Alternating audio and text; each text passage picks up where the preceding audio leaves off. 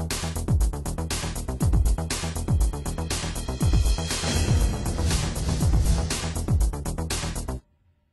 of marketingprofessor.com with my friend Paul Culligan, who happens to be a big fan of the Apple iPad that is forthcoming.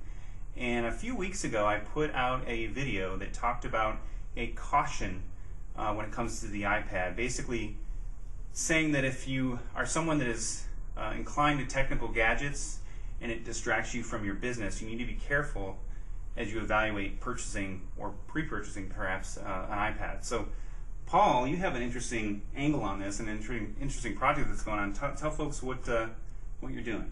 Well, first of all, you're absolutely right.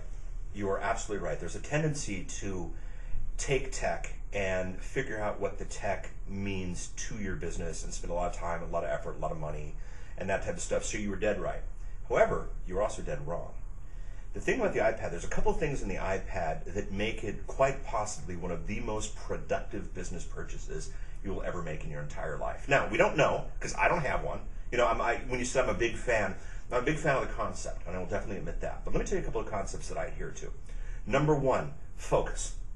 Okay? Right now, people buy, you can barely see it, but over the right, Travis there has a laptop, which looks incredibly powerful, probably good enough to run NORAD or something like that.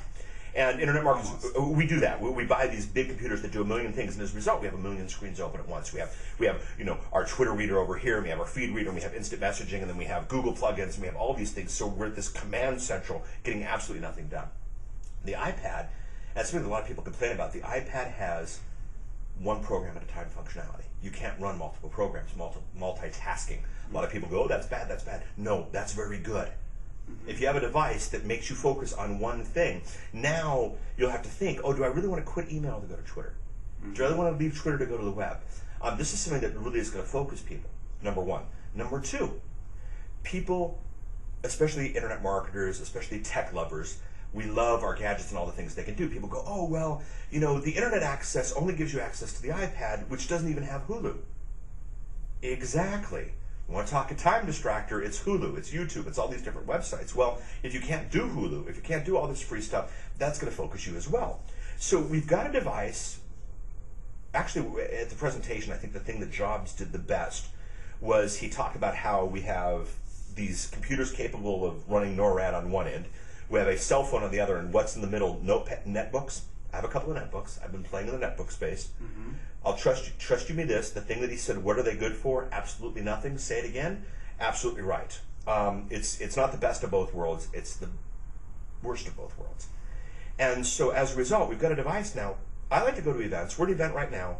I'm not in my hotel room answering email. I'm networking. I'm chatting with people. That's not why I go to events. If I want to answer email, I can do that at home, not have to get on an airplane. But in time, the iPad is going to be enhanced, right?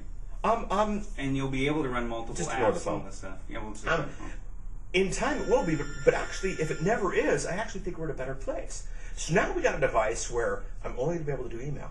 The great thing is I can take a keyboard if I want it. I can take the keyboard on it. It's a full screen, so I don't have to worry about touch typing. I got a thing that will only surf the web, not distract me with flash ads and this kind of stuff. I've got my contact base all synced. I've got my calendar all synced. I was thinking to myself, everything on this iPad is everything I need to run my business. You know, well, what about video editing? It's not smart for me to edit video. I need to give my video editing over to a video editor.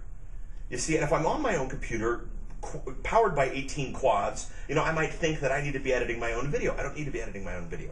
I need to tell my video editor, here, edit this video. I can do that on an iPad. So I realized that more and more. Anyway, to make a long story short, I decided I'm going to buy an iPad the day it comes out, and I'm going to run my business on nothing but the iPad for 30 days. 30 days. I'm going to run my business on nothing but the iPad for 30 days. No computers, no mice, no passwords. Be seeing a lot less of him in Google Buzz. No. And a lot less of him in Twitter. I can do Google Buzz. Probably a good thing. You're probably going to get some meaningful get some work things done. Yeah, exactly. No, I'll be in Google Buzz. There's a browser app for that. There's a Twitter app. You know, there's these things, but I'm going to be more methodical. I'm going to be more strategic. I'm going to have a thing the size of a notebook that runs 10 hours of battery life.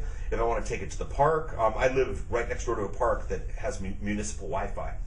Well, wait a second. Hold on. So you're going to run it for your business for 30 days. 30 you're not days. going to touch a PC or a Not Mac. going to touch a PC or a Mac. Okay, so what are you hoping to accomplish? What are you going to discover? What are you hoping to discover as a part of this experiment? Well, a couple things. A, I hope to give back to the community what it's good for and what it isn't good for. Fair enough. So I'm going to read paulsipad.com is the blog where I'm going to be chronicling all this. So A, I think it's going to be good. I don't know. And a lot of times we buy things and we don't know whether or not it's going to be good, so we leave it on the shelf. I think it's going to be good. After 30 days, I'm going to know the good, the bad, and the ugly, so I'm going to report on that, A. B, there's some app productivity products that I've been working with that I've contacted about this project. I'm going to get early copies of their stuff to beta test that as well to help that. C, completely independent of the iPad, I think a month with complete and total focus that only lets me do the stuff I need to do and doesn't distract me of the stuff that I find myself doing otherwise, I think it's going to be a really good experiment for me. And my hope is when all this is done, I sell all my netbooks, I sell all my notebooks, I have a big computer that runs everything, and an iPad. I think that's how it's going to end, but I don't know. And the only way you're going to find out is by tuning in to paulsipad.com. Interesting. Well, it sounds like a very interesting experiment. I will definitely... It's an experiment. I think we have to call it an It's an experiment. We don't even have a product yet. Exactly. Do we have a date? April 3rd, just got announced this morning. So April 3rd, I'm going to... for fun, I'm going to.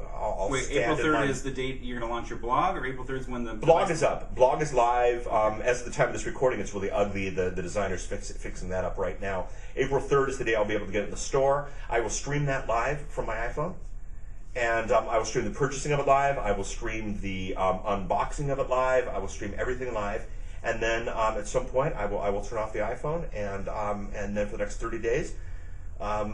I will run the business. And what's fun is that there's a couple of twists that the public doesn't know about yet.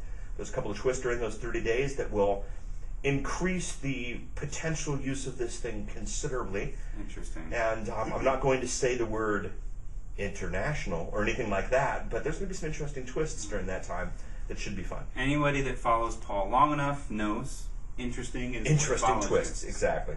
Well, I'm excited to see how it unfolds. I'm going to be watching. Hopefully, you'll be watching. Again, the domain name is what? paulsipad.com. paulsipad.com, the 30-day experiment. I do want to stress, I really appreciate what Travis said about this thing as a distraction. You're dead on. You are dead on. And very few people are saying that, so I appreciate you for saying that. All tech needs to be examined for what it, it's not what can I make this tech do for my business. It's what do I need to do in my business, comma, does this tech help? Mm-hmm. Now the great thing is I have the luxury of being a guy who gets to play with gadgets and gets paid for reporting on gadgets and that kind of stuff. So I have the luxury to do this experiment. I don't recommend that normal people do it. I by no means am normal, but everything you said, Travis, about it being a potential distracting is absolutely true. Dead on true. And whether it be the iPad or the next product, I've got a Zune shirt on from Microsoft, whatever it is, don't let it distract you from getting your business done. Tech is there to do your bidding, not you are there to do tech's bidding. Exactly. Do not be enslaved to tech, but enslave tech to your business. Ooh, like that. All right, well, this is Travis Campbell of marketingprofessor.com with my special guest, Paul Culligan. Check out his site, and I look forward to speaking with you next time on the web. paulsipad.com. Bye-bye.